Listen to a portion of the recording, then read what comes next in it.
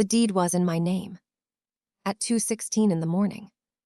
My phone lit up with a photo that ended my marriage before my husband even came home.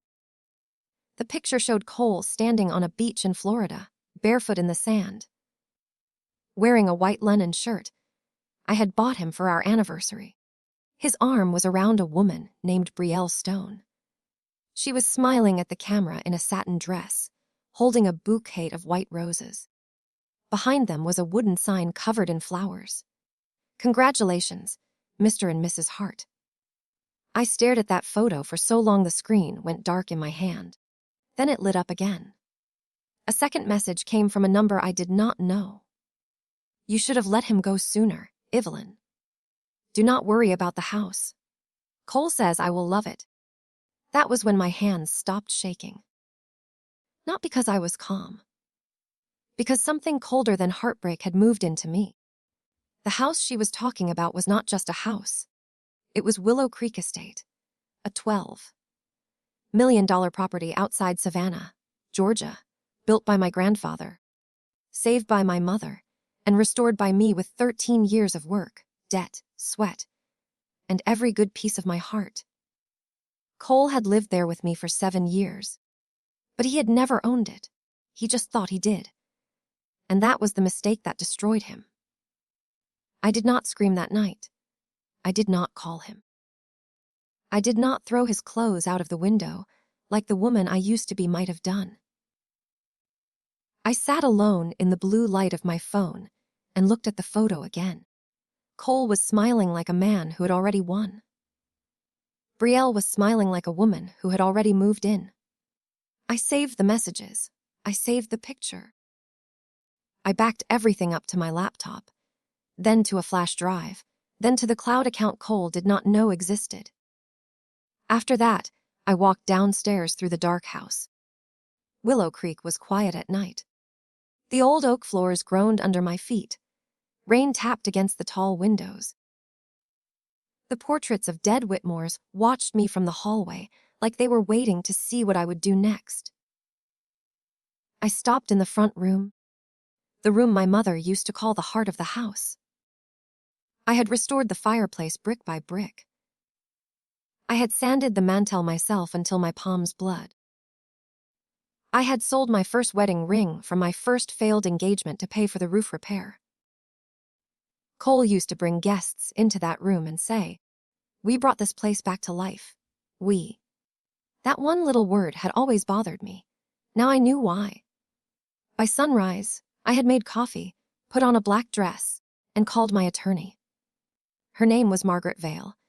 She was 62, sharp as broken glass, and had handled my family's legal affairs since before I knew what a deed was.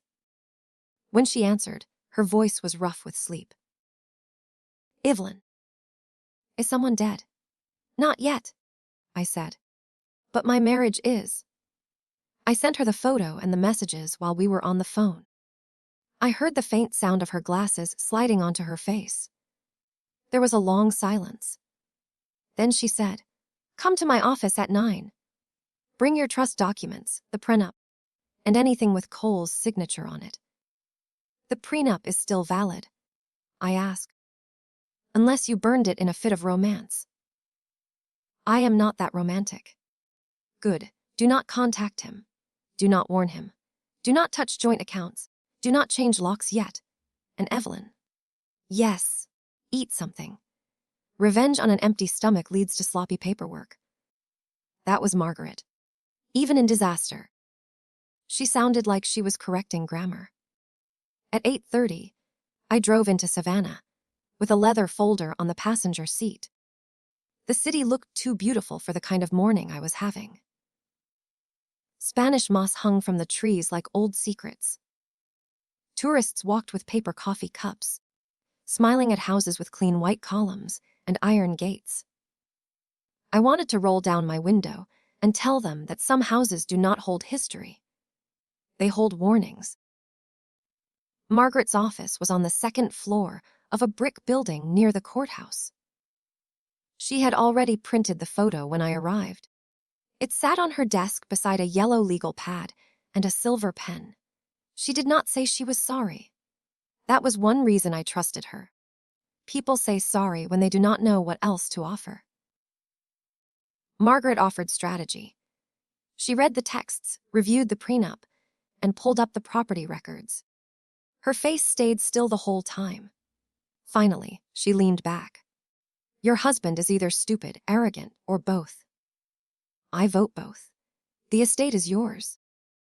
It was transferred into your family trust before your marriage. Cole signed the prenup acknowledging that. He also signed a waiver of claim to inherited and trust, held property. I know that part. You know it in your heart. I am telling you what a judge will care about. She tapped the folder. The house is safe. But I am more concerned about what he has been telling people. This text says, Cole says I will love it. That implies he promised her access or ownership. We need to know what else he promised. A cold weight pressed behind my ribs. There is more, I said. Margaret looked at me. Last month he asked me to sign a refinance package. He said it was for tax planning. I said no because I was busy reviewing a hotel renovation deal. He got angry, really angry. Then 2 weeks later he was cheerful again. Margaret's pen stopped moving. Did you ever sign anything after that? No. Are you sure? I am sure. She stood up. Then we checked the county records, your credit, the trust accounts, and any UCC filings. Today, that was the moment the story changed. Before that, I thought I was dealing with a cheating husband and a humiliating betrayal. By noon, I knew I was dealing with fraud. Cole had tried to take out a loan against Willow Creek estate through a private lender in Atlanta. The application listed him as managing partner of Whitmore Holdings, which was a company that did not exist. It included a copy of my signature on a document, giving him authority over the property. The signature looked like mine at first glance, but it was not mine. Margaret placed the page in front of me and watched my face. I did not cry. I did not even blink much. I just felt my life rearrange itself around one clear truth. Cole had not only cheated on me, he had planned to rob me. The lender had not released funds, yet because one of Margaret's old law school friends worked in compliance and thought the file looked strange. That friend had quietly delayed it by requesting extra documentation.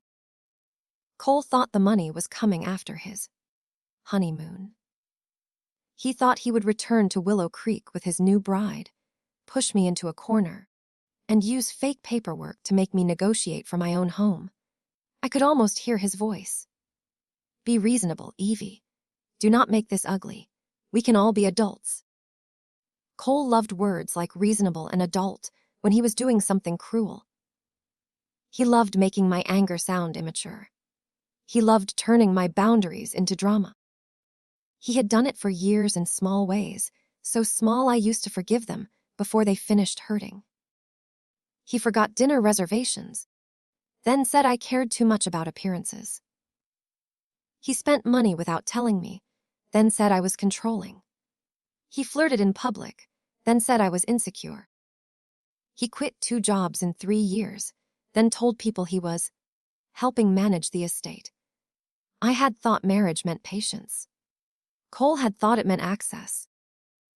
Margaret made copies of everything. Then she called a forensic accountant named Daniel Reeves and a private investigator named Sandra Pike.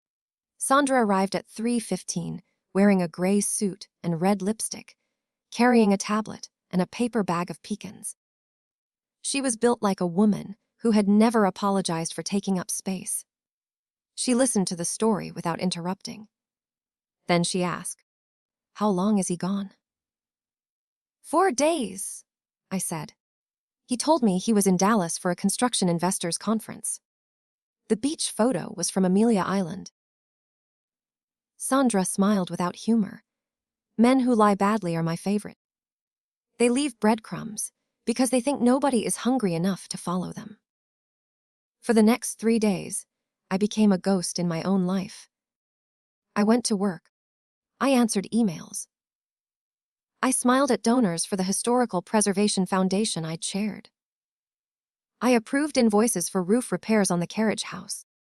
I even sent Cole one text when he wrote, "Landed in Dallas. Long day. Miss you." I replied, "Hope the conference goes well." My thumb hovered over the send button for a full minute. Then I pressed it. Sometimes revenge begins with acting exactly as expected. While Cole was enjoying his fake business trip and real honeymoon, Sandra followed the paper trail. She found the wedding photos first. Brielle had posted them to a private social account, but private is not private when half the bridal party wants attention. A bridesmaid tagged the hotel. A cousin posted a video. A makeup artist used Brielle's face for advertising. There was Cole laughing under an arch of flowers. There was Brielle lifting a champagne glass. There was Cole's mother, Patricia, in a pale blue dress, crying happy tears in the front row. That one almost broke me. Patricia had sat in my kitchen 2 weeks earlier, drinking my coffee, asking if I could host Easter because her condo felt too small. She had known. Cole's brother had known too. So had his sister. Half his family had flown to Florida and watched him stand beside another woman while still married to me. And when the officiant asked if anyone objected, not one of them thought of the woman at home, paying the property taxes on the house they wanted to occupy. On the second day, Daniel found transfers, small ones at first. 5,000 here, 8,000 there. Payments from Cole's personal account to a company called Stone Social Group. Brielle's company. Then Daniel found the larger problem. Cole had opened 2 credit cards using the estate office address and listed me as an authorized user without my permission. He had used those cards for hotel stays, jewelry, designer luggage, and the wedding deposit. He had not just married his mistress. He had tried to make me pay for the flowers. On the third day, Margaret called me into her office again. Sandra was there. Daniel was there. The room smelled like coffee and printer ink. Margaret slid a document across the table. "This is the loan application.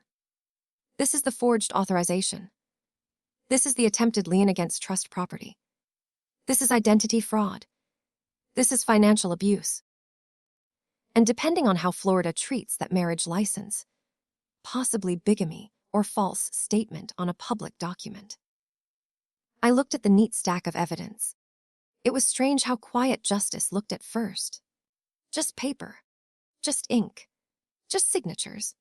But every page felt like a brick in the wall that was going to fall on Cole. "What do we do?" I asked.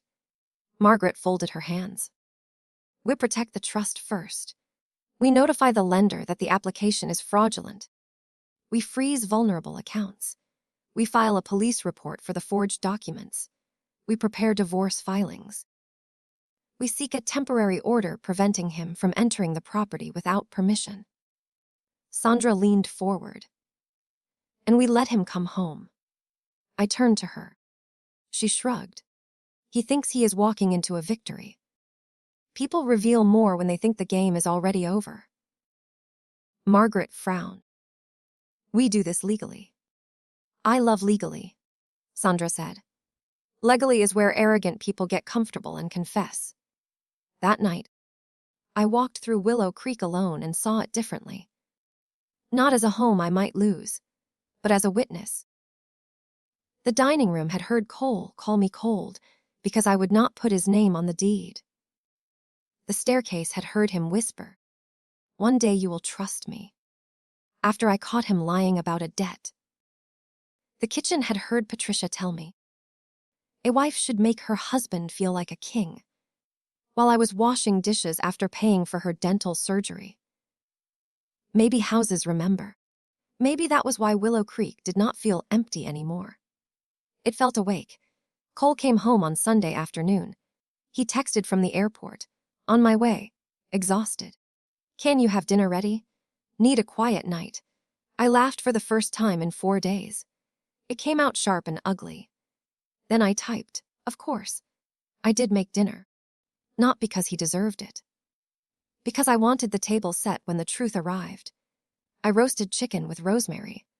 I made mashed potatoes, green beans, and the peach cobbler Cole always asked for when he wanted to pretend we were happy. I lit candles in the dining room and used my grandmother's china. Then I placed a small digital recorder under the centerpiece, exactly where Sandra told me to place it. Margaret made sure every step stayed legal. At 6:40, a black SUV pulled into the driveway. I watched from the upstairs window. Cole stepped out first, tan from the sun, sunglasses on, rolling a suitcase behind him. Then Brielle stepped out of the passenger side. She was wearing white jeans, gold heels, and the smile of a woman who believed the world had already made room for her.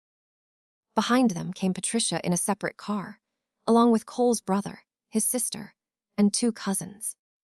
For one wild second, I almost admired the nerve. They had not come to explain. They had come to install themselves. I went downstairs before they reached the door. When I opened it, Cole froze. He had expected tears. Maybe screaming, maybe me asking where he had been. He had not expected me in a black dress with pearls, standing straight under the porch light. "Evelyn," he said, and his eyes moved quickly over my face. Behind him, Brielle tilted her chin. Patricia smiled like she was entering a church she had already paid for. "Good," Patricia said. "You are dressed. We need to talk like adults." There it was again. Adults. I stepped aside. "Come in." They entered my house carrying luggage. That detail still matters to me. They did not bring flowers. They did not bring shame. They brought luggage. Cole put his suitcase near the stairs. Brielle looked around the foyer with open hunger. "Oh," she said softly. "It is even better than the photos." I looked at Cole. "What photos?" His jaw tightened. "Evie, let's not start like that." I led them to the dining room. Everyone sat except me. Brielle sat at the foot of the table like she had been assigned a throne. Patricia took my mother's old chair. That was when I almost lost my temper. My mother had died in that chair. Not literally, but close enough. She had sat there wrapped in a blanket during her last Thanksgiving, smiling through pain, because she wanted one more holiday with me. Patricia knew that. She sat there anyway. I stayed standing. Cole cleared his throat. "I know this is awkward." I looked at his wedding ring. It was new. Thicker than the one I gave him. "Awkward is when you forget someone's name," I said. "This is something else." Brielle gave a little laugh. "I told you she would be dramatic." Cole shot her a warning look. I smiled. "Please continue."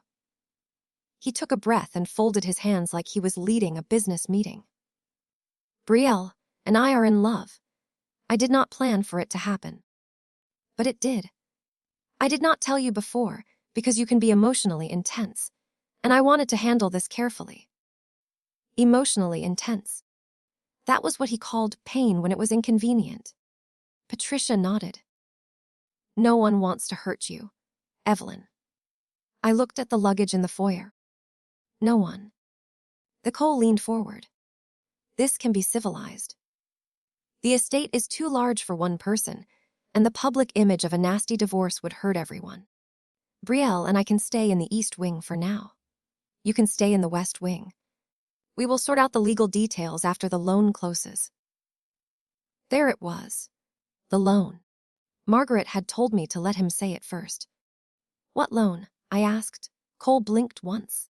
"The liquidity plan we discussed." I do not remember signing a liquidity plan. His face changed so slightly that most people would have missed it. I did not. He smiled. "You forget things when you are stressed." That sentence did something to me. For years, Cole had trained me to doubt my own memory. He would move papers and say I misplaced them. He would deny conversations until I checked old texts. He would call me tired, anxious, sensitive, dramatic. Now he was using the same trick in my dining room, in front of the woman he married, and the family who helped him do it. I placed both hands on the back of my chair. No. Cole, I do not forget fraud. The room went still. Brielle stopped smiling. Patricia's mouth opened and closed. Cole laughed once, too loud. That is a serious accusation. Yes, I said. It is. I pulled a folder from the sideboard and laid copies on the table. Not originals. Margaret would have haunted me if I used originals. The first page was the beach wedding photo. The second was Brielle's text. The third was the loan application. The fourth was the forged authorization. The fifth was a list of credit card charges. The sixth was the police report number. Cole stared at the pages like they were written in another language. Brielle picked up the credit card list. What is this? She asked. I looked at her. Your wedding deposit. Your hotel suite. Your dress alteration. Your jewelry. All charged through accounts connected to my address and opened without my consent. She turned to Cole. You told me those were business cards. Cole's face flushed. They are business cards. What business? I asked. The business of marrying women one at a time or overlapping them for efficiency. His brother made a choking sound into his napkin. Patricia slapped the table. Enough. You are embarrassing yourself. I turned to her slowly. No, Patricia. I embarrassed myself for 7 years by mistaking your son's entitlement for ambition. Tonight I am correcting that. She stood. This house belongs to the family. Yes, I said. Mine. Brielle looked at Cole again, but not with love this time. With calculation. Cole pushed back his chair. You cannot throw me out of my home. I looked toward the hallway. Right on time, the doorbell rang. No one moved. I walked to the foyer and opened the door. Margaret stood on the porch with a process server and 2 deputies from the sheriff's office. The deputies were not there to make a scene. They were there because Margaret had arranged for service of legal papers, and because a report involving attempted property fraud had already been filed. Cole came into the foyer behind me. His face went gray. Margaret nodded at him. Mr. Hart. He pointed at me. This is insane. No, Margaret said. This is organized. The process server handed him the divorce filing, the emergency motion regarding property access, and notice of claims related to fraudulent financial activity. The deputies took a statement. Cole denied everything at first. Then he blamed a paperwork misunderstanding. Then he blamed me for being hard to talk to. Then he blamed Brielle for pushing him to secure our future. That was the moment Brielle took 1 step away from him. I watched it happen. Love may be blind, but self-preservation has perfect vision. Patricia cried, not because of what he had done to me, but because consequences had entered the room without asking her permission. Cole's sister whispered, Mom, we should go. Brielle grabbed her suitcase and walked out before anyone told her to. She did not look at me or Cole. The woman who had texted me about loving my house left without fighting for a single room in it. Cole tried to follow her, but Margaret stepped into his path. You may leave, she said. But you may not remove property from the estate tonight beyond personal clothing and toiletries. Anything else will be inventoried through council. He looked at me then. Really looked. For the first time in years, I did not see charm in his eyes. I saw fear. Evie, he said softly. Do not do this. I almost laughed again, but this time it would have sounded sad. You already did it. He left with 1 overnight bag, 2 suits, and the wedding ring still on his finger. After the cars disappeared down the driveway, Willow Creek went quiet again. Margaret stayed with me in the foyer. You did well, she said. I nodded, but my body had started trembling. She touched my arm. You can fall apart now. The papers are served. And I did. Not loudly, not beautifully. I just sat on the stairs and cried until my chest hurt. Sometimes revenge feels like grief, finally getting permission to breathe. The weeks that followed were not as dramatic as that dinner, but they were more important. Cole hired an attorney who sent angry letters using words like malicious, vindictive, and unstable. Margaret answered with documents. She loved documents. Every time Cole told a story, Margaret sent proof. He claimed he had contributed to the restoration of Willow Creek. Margaret sent invoices paid from my trust before and during the marriage. He claimed I knew about the loan. Margaret sent handwriting analysis and emails showing I had refused refinancing. He claimed the credit cards were household expenses. Daniel sent charges from the honeymoon suite, the bridal bouquet, and a custom cake topper that said Cole and Brielle, forever begins. Forever lasted 9 days. Brielle filed a complaint of her own after she learned Cole was still legally married when they applied for their marriage license. She claimed he told her our divorce was final. I did not know whether that was true. I only knew that she stopped posting beach photos and deleted every picture from the ceremony. Patricia tried to call me 27 times. I answered once. She cried and said she had been messled. I let her talk for almost 5 minutes. She said Cole told her we were separated. She said he told her I was cruel. She said he told her Willow Creek was his too. She said family should not destroy family. When she finally stopped, I said, "You sat in my mother's chair." There was silence. Then I hung up. That was the last full conversation I ever had with her. The investigation moved slowly, the way legal things do. But it moved. The lender cooperated. The forged authorization was traced to an online notary account created with Cole's backup email. The IP address connected to our home office while I was out of state for a preservation conference. Sandra found security footage from a shipping store where Cole printed part of the loan package. Daniel found that Cole had been moving money for months. Not all at once, because he knew I watched larger transactions. That hurt in a different way. A sudden betrayal is a knife. A planned betrayal is a map. It showed me all the places where he had smiled while preparing to wound me. During the divorce deposition, Cole tried one last performance.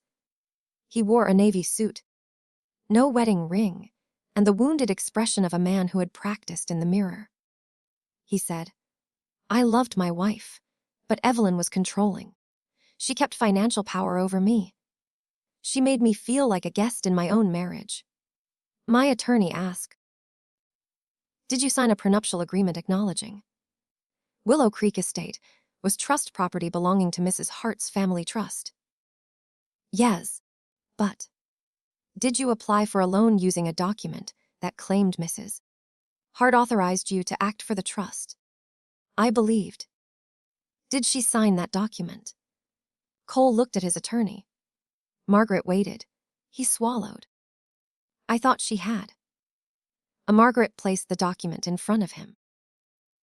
"You thought she had signed a document you uploaded from your own email account while she was in Chicago." His attorney shifted in his chair. Cole's face changed again. The charm drained out. What remained was irritation. I knew that face. It was the face he showed when a waiter forgot his drink, when a contractor asked to be paid on time, when I said no. "I was trying to protect our future," he snapped. Margaret looked over her glasses. "Be marrying another woman." The court reporter's fingers paused for half a second. I remember that pause better than anything Cole said. It was the sound of a lie running out of road. The divorce settled before trial. Cole gave up any claim to Willow Creek, withdrew all demands for support from the trust, accepted responsibility for debts in his name, and agreed to restitution related to the fraudulent accounts. The criminal side moved separately. He eventually took a plea on financial fraud charges tied to the forged documents and credit accounts. The bigamy-related issue became part of the evidence, though the final charge was narrower than the headlines people wanted. I learned that justice is not always dramatic. Sometimes it arrives as a signed agreement. A repayment schedule, a damaged credit score repaired one line at a time, and a man who can no longer enter the house he planned to steal. But the public ending came at the Magnolia Heritage Gala. I did not plan it as revenge at first. The gala had been on my calendar for a year. It raised money to restore historic homes for community use. Willow Creek was supposed to host 200 donors, judges, contractors, business owners, and half the people in Savannah who knew how to smile while gossiping. After the scandal, I almost canceled. Margaret said, "Do not cancel your life because he behaved badly in it." So I hosted. I wore a deep green dress my mother would have loved. I opened the front rooms, hired a jazz trio, and filled the garden with lanterns. The house glowed like it had been waiting for that night. Halfway through the evening, the foundation chair asked me to say a few words. I stepped onto the small platform near the staircase. I saw familiar faces. Some kind, some curious, some hungry for details. Cole was not there. He had not been invited. Patricia was not there either, though I heard later she drove past twice and did not stop. I looked around the room and realized I no longer wanted to hide what happened. Not every detail, not every wound. But the truth. I held the microphone and said, "Most of you know Willow Creek as a historic property. Some of you know it as my family home. This year, I learned it is also something else. It is a line." The room quieted. A line between love and ownership, between partnership and entitlement, between helping someone build a life and letting them take yours apart. My voice shook once, then steadied. For a long time, I believed keeping peace was the same as being kind. I believed silence was graceful. I believed a good wife did not embarrass her husband, even when he embarrassed her in private. I saw Margaret near the back, watching me like a proud hawk. I was wrong. Silence can protect the wrong person. Peace can be a cage. And kindness without boundaries is just an unlocked door. And no one moved. So tonight, I am announcing the next chapter of Willow Creek. The East Wing will become a temporary residence for women rebuilding after financial abuse and domestic betrayal. The carriage house will offer office space for legal aid partners twice a month. This house was almost used as a weapon against me. I have decided to turn it into shelter. For 1 second, the room stayed still. Then the applause rose. It started small. Then it filled the house. It climbed the staircase, shook the windows, and made the old chandelier tremble over my head. I looked up at it and thought of my mother. I thought of all the nights she had sat at the dining table, with bills spread around her, trying to save the house after my father died. I thought of my grandfather planting oaks he would never see fully grown. I thought of myself at 30, too, covered in plaster dust, wondering if love was supposed to feel like begging. And for the first time in months, I did not feel like a woman who had been left. I felt like a woman who had returned to herself. After the gala, letters started coming. Women wrote from Texas, Ohio, Nevada, Florida. Some had lost houses. Some had lost savings. Some were still sleeping beside men they no longer trusted because they did not know where to go. They told me their stories in careful sentences, as if pain had made them polite. I read every letter. Willow Creek opened its East Wing 6 months later. The first resident was a nurse named Angela, who arrived with 2 suitcases, a broken phone, and a folder of documents tied with a rubber band. She apologized for crying in the foyer. I told her, "This house is used to tears." Then I carried one of her suitcases upstairs. Life did not become perfect after Cole. That is another lie people tell in revenge stories. There were lonely mornings. There were bills. There were court updates that reopened wounds I thought had closed. There were nights I woke up reaching across the bed before remembering there was no one there, and then feeling grateful and sad at the same time. Healing is confusing like that. I missed the husband I thought I had. I did not miss the man who actually existed. Those were two different ghosts, and I had to bury them separately. One afternoon, nearly a year after the beach photo, I found Cole's old linen shirt in a storage box. The white one from the wedding picture. The one I had bought him for our anniversary. I do not know why it was still in the house. Maybe he missed it when he packed. Maybe I missed it when I cleaned. Maybe some part of me needed to find it on an ordinary day, when I was strong enough not to fall apart. I carried it outside to the garden. For a moment, I considered burning it in the fire pit. That would have been satisfying in a movie. But real closure, at least for me, did not need smoke. I cut the shirt into strips and used them to tie young tomato plants to wooden stakes in the garden behind the carriage house. It made me laugh. Not a sharp laugh this time. A real one. Cole had wanted to use my life to support his lies. In the end, his anniversary shirt supported tomatoes. That summer, the garden grew wild and generous. Angela helped plant herbs.